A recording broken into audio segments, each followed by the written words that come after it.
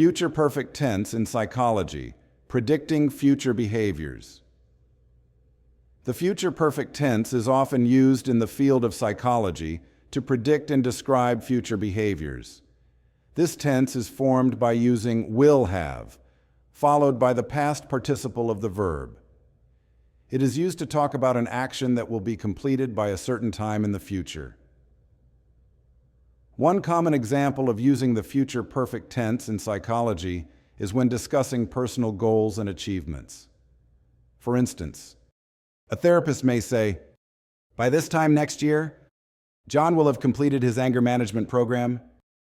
This sentence implies that the therapist predicts that John will have successfully finished the program in the future. Another example could be when a psychologist is evaluating a patient's progress in therapy.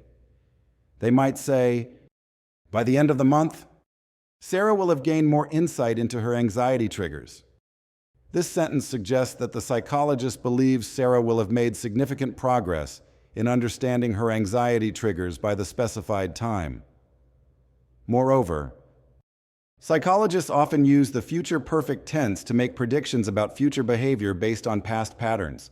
For instance, they might say, "If Mary continues to practice mindfulness techniques daily, she will have reduced her stress levels significantly by the end of the year." This sentence indicates that the psychologist believes in the potential future outcome based on Mary's current behavior.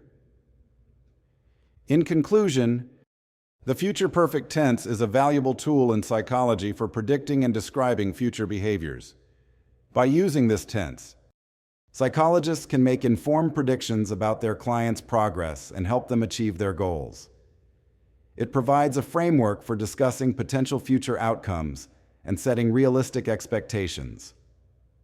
By mastering the future perfect tense, ESL students can better understand and communicate about future events in the context of psychology,